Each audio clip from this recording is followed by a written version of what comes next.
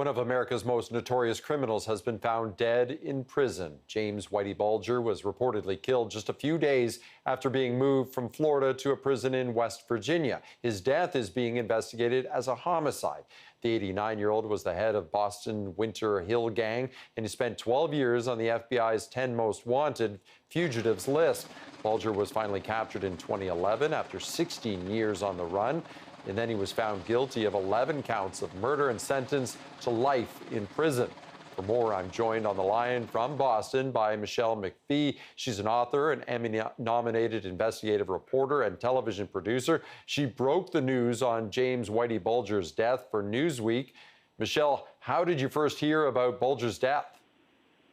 Well, obviously, in a city like Boston, any news of James Whitey Bulger travels quickly and brutally. And that's exactly, I learned, how Whitey Bulger died.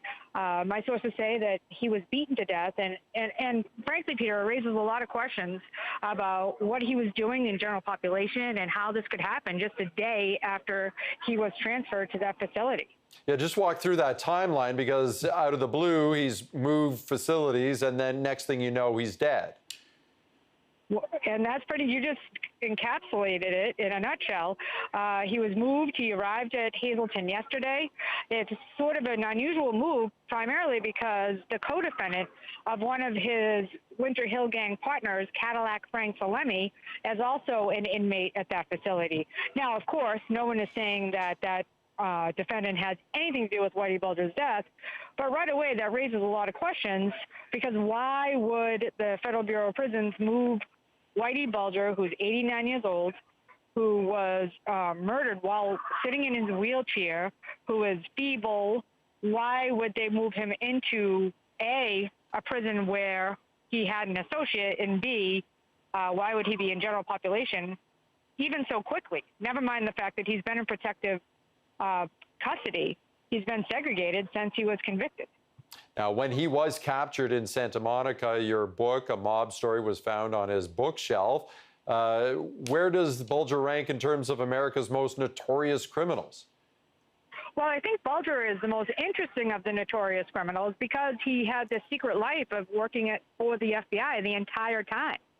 So the way that people here in Boston envision this story is that the FBI helped him accelerate through the ranks of the underworld in Boston, then gave him a tip that he was about to be indicted. He was on the lam for more than a decade, and he was finally captured and convicted. And I think a lot of people believe he had a lot more to say about his involvement with the FBI and the Department of Justice, information that was not allowed to come out of trial, that perhaps, in the words of Red Shea, who is an author of a book called Rat Bastards, who is one of Bulger's associates, he said to me today, maybe Bulger was talking about people that he shouldn't have been talking about. And I'm not just talking about wise guys, and that's Red Shea. Yeah, well, that could end up with the situation you're in. And you had mentioned briefly he was confined to a wheelchair, 89 years old, failing health? He was in failing health, confined to a wheelchair, and sources say that he was surrounded by several inmates, beaten mercilessly.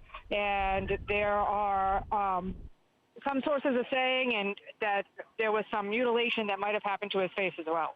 Wow. Okay, I'm sure more will come of this. Michele McPhee, author and television producer, thanks so much. Thank you so much for having me, Peter.